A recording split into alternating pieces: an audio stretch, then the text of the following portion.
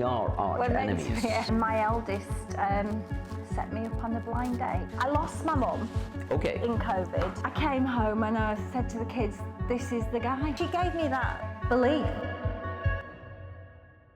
I'm Michael Douglas and I've been working with women and their hair for over 35 years. I know just how important hair is to you and how it makes you feel about yourself. And that's why I've invited some brilliant women into my studio in Soho to tell me about their life, the challenges they've faced and how I can help them make the most of their hair. So keep watching for great stories, tons of hair tips, techniques and advice. This is Hair Stories, where hair meets life.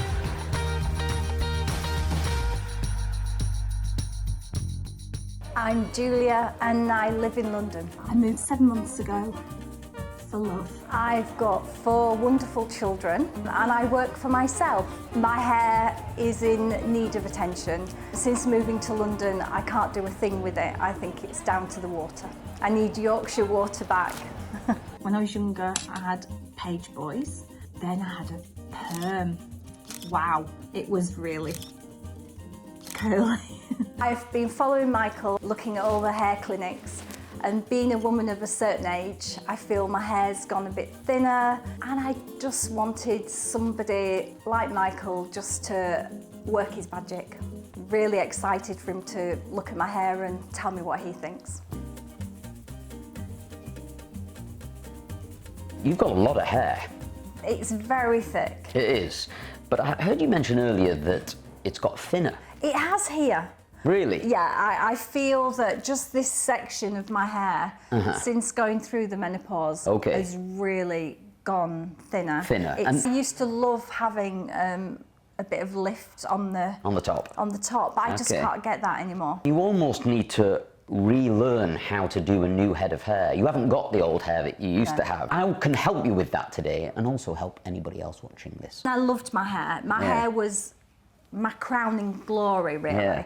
But then when I started going a little bit thinner here, that's when I just thought I'll try and have it cut and it will make it thicker, but it hasn't really. Okay. Now you've not come on your own today, Julia. Who have you brought with you? Oh, I brought my daughter, Darcy, my number 4. Sorry, number 4? 4, yeah. 4 kids? 4. 29 is my eldest, 25, 23 and 15. 3 girls and 1 boy. This picture? Yeah. Super nice. Did you choose this picture? Yeah. That would be nice. Now that's not a fringe particularly, it's kind of a big long bang at the front. I kind of like that look. That's super nice. I mean, she's blonde, but we're looking at the hair cut itself really here, aren't we? You see, that's the same kind of thing, isn't it? It is. We're in the same ballpark here with all of these. What about the length of this? I like the length of that. But I don't want that. Don't want that. Okay.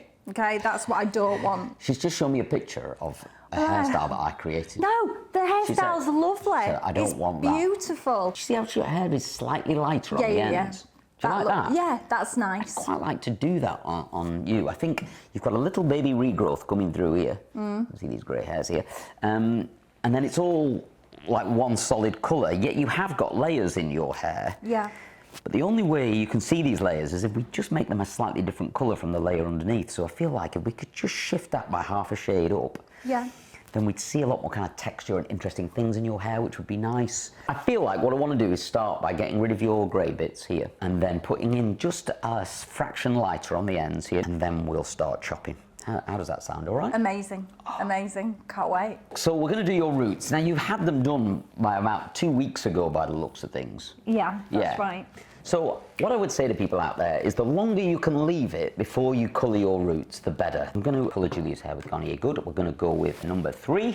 For people out there that are thinking about colouring their own hair at home, it can be quite straightforward, but just always remember the product's as good as the hair it's on.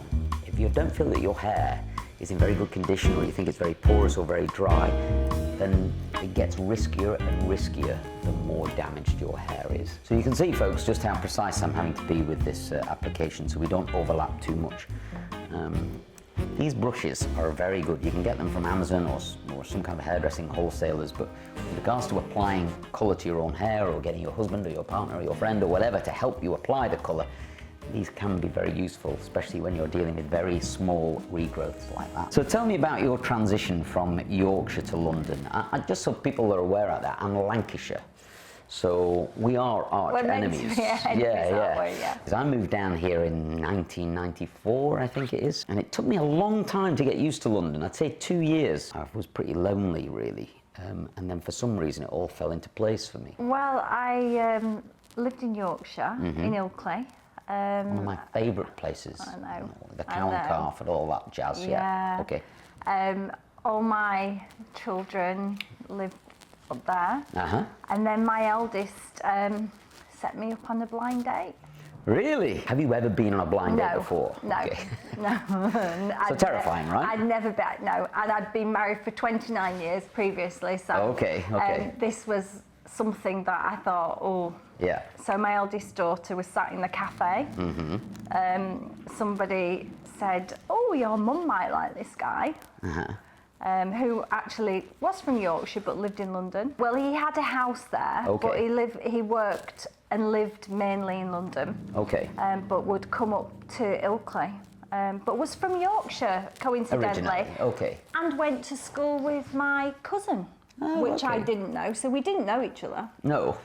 But there were some degrees of separation there. You could, yeah, okay. I came home and I said to the kids, this is the guy. And they... So it was... They Googled him, they made sure he wasn't a murderer. Yeah. And... not a convicted one anyway. No, yeah, exactly.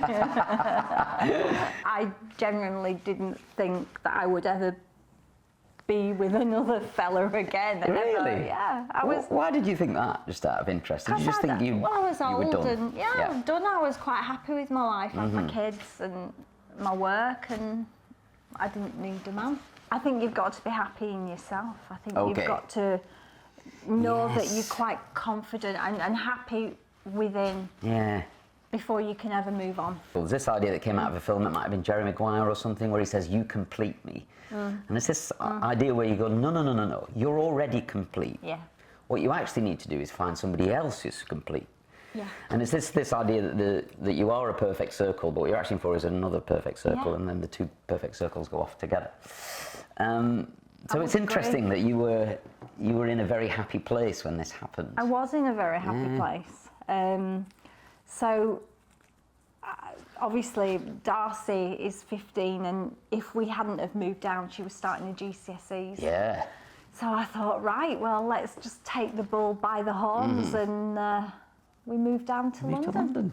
So this is all still... Oh, this is all kind of new to me, and like you said, it's quite a lonely place. It's a big place. It's very lonely. Yes. You do need to try and find a kind of social scene that you can slot into, and I'm telling you, it exists. Absolutely. It's just a case of time, but it took, like I say, it took 2 years for me, and I remember I went back up north. I'm from a little town called Leyland, and I went back up there for a couple of days. Yeah. And I said to myself after 2 days, I can't wait to go home. And I was like, oh, like home is London. That really crept up on me, and then there was the realisation that I actually loved it down here. But I wasn't somehow allowing myself to, you know. These are really good water sprays. These are, as you can see, they get this little fine mist out. So if you're a home hair colourer, then get one of these. Just comb it through a little bit, through this area here. Remember, we're going to do the mid-lengths and then slightly lighter. So I'm just going to do a small comb through. So we're not combing all the way through to the ends, but just through the mid-lengths. Okay, so we're going to use a small amount of powder bleach. Now, first of all, I don't recommend you do this at home, just so you know. I am a trained professional, although I can't find my certificate anywhere. Within that, we're going to put some 6% peroxide, and then we will dilute down that, again, the same amount of water. So if you can imagine that 6% will become 3%, and then we'll also put a generous blob of shampoo in there as well. What we've got here is quite a diluted mixture of bleach water and a small amount of peroxide. We'll mix that up until it's quite a runny solution. I'm just going to apply this mixture to the ends of the hair here.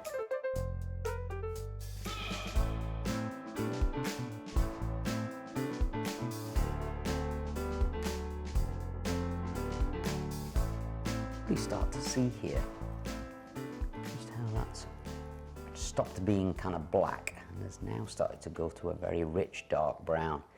That's the kind of thing we're looking for, really. You've been down here 6 months. Yeah. How long have you been with Richard? 2.5 years. 2.5 years. He's a Yorkshireman, lives in London, but a Yorkshireman, so very true to his So he says what he means, right? He doesn't mess about. Oh, he definitely says what he means. Okay. Do you think you're more vulnerable or older then? Yeah, when it comes to love? most definitely. I think you are, because you just don't feel as confident in yourself. In yourself, When okay. you're a young person, you're confident, you're young, you look fantastic. You know, but when you get older, you have a few more insecurities, and Yes. it makes you feel a bit nervous. You've got to feel confident in you, and you've got to love yourself first love yourself before you can love anybody else. Yeah. Again, I lost my mum in COVID. Oh, really? To breast cancer. Okay. And it was a really awful time. You know, I couldn't be with her, I couldn't hold her, look through. And she just gave me so much strength, and I could have really been in such a bad place. Yeah. She was dying, and she turned around to me and said, "Julia, get on with your life, be happy. I'm going to die. And you've got to love yourself and be happy, you and the kids." And she gave me that belief that, you know, you can be happy. And did that weirdly set you free in some kind of way, that your mum gave you permission to kind of let go or something? Absolutely, because she was the one who was dying, and I was the one with everything, and she was the one saying to me, with nothing. "Get on with your life. Yeah. Don't be silly. Everybody dies. Everybody passes. You know, it's just quite a strange feeling." But what gave me so much confidence, she had so much resilience, and she was the one in the bad place, and she just turned it all round and say, "I'm fine. I've had a good life. I've had a good life." But she gave me the hope, and she gave me the confidence. Yeah. My mum sadly got head and neck cancer at the beginning of lockdown. Really? Yeah, and she had to have her tonsils removed, some of her tongue removed, radiotherapy, chemotherapy, all around the throat and neck. She lost the ability to swallow and all the rest of it. And so, you know, I can empathise or sympathise, I'm not quite sure what the right word is, but, you know, fortunately the treatment really worked for my mum, and she's now, you know, cancer-free. But Amazing. The treatment was brutal for her. And I think anyone suffering with a severe illness during lockdown, you know, and for the people around them, you know, it was very tough. You couldn't do anything. That was the hardest thing. We go every day, and we just couldn't even go in and give her a cuddle or anything. No. And how long ago was that then? 4 years ago now, was it? Yeah, about 3.5 years. 3.5 years ago. You also got divorced during this whole period of lockdown. I did. Yeah. So everything together. Yeah. But look where we are now. Everything happens for a reason. You think? Yeah, absolutely. When I look at my life now, I think, oh yeah, like all these weird failures brought me here, which is actually where I would like to be. Like I'm in the place I want to be. But the journey that got me here feels very random, but only in retrospect does it look like a journey I was meant to be on, you know. Oh, you don't get good coverage, you know, in box stars and stuff like that. Phew, you saw how white Julia was, right? Oh, not anymore. Okay, so great coverage there. Let's start with a haircut. We'll cut the outline first, and then we'll cut some layers in the middle afterwards. It was a towel rail incident with DIY. I promise. So we are just going to chop some of this length off here.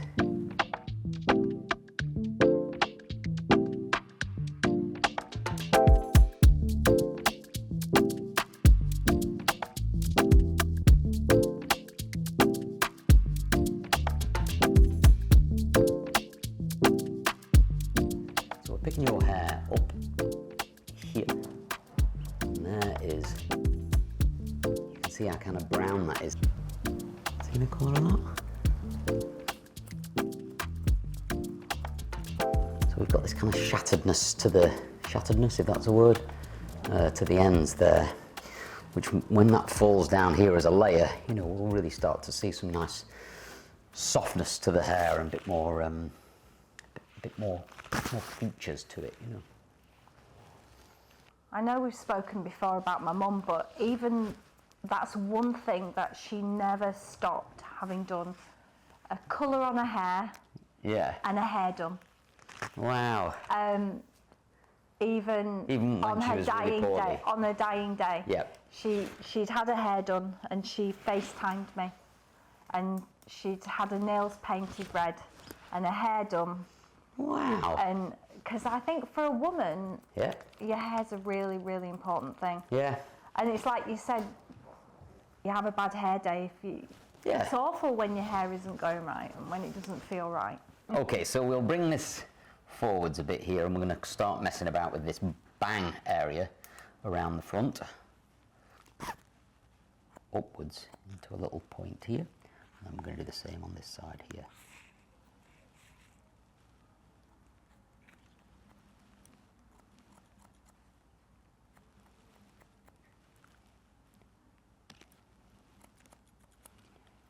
Now you'll see we've cut a kind of V section into the hair here, and that's what will give us that nice big sweeping bang back here. We'll do the same again here. We'll cut up here, following the guideline underneath. Like that.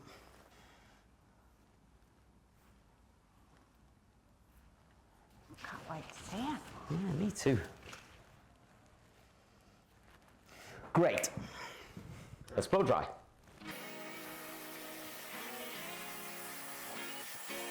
I'm going to use the large nozzle. That's on our brush. You can blow dry the whole section all in one go.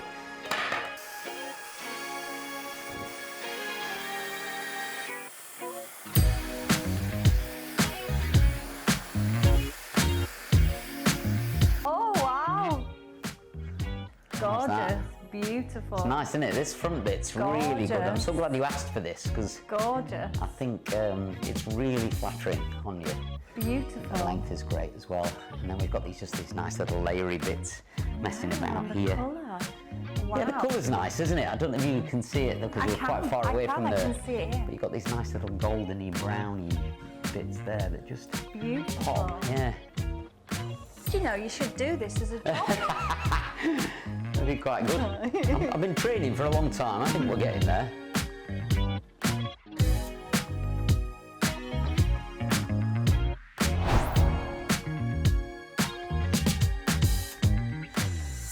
So you will remember Julia when she came in this morning. Hair was a bit heavy, a bit flat as well on top. She'd said that it started to go a little bit thinner as she was approaching that certain age. So all I want to do is put some life into it really. So first of all, we put some slightly lighter pieces on the end that you can really see pop there. God, they're so nice. Amazing. Yeah, I love it. I love it. It feels so gorgeous. I'm very happy. I like the colour. I like how it's been layered a little bit. And I like that I haven't got a side parting. What was your experience with Michael like? He was a great guy. Really loved having him do my hair. And I'm said I need to come back in 6 weeks.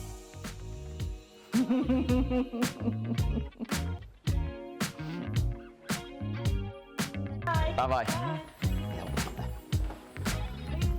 See ya. Bye-bye. Wow, that was so nice. Wasn't she bloody lovely? I can't tell you what a privilege it is to do this for a job, to make people feel just a bit better. So nice.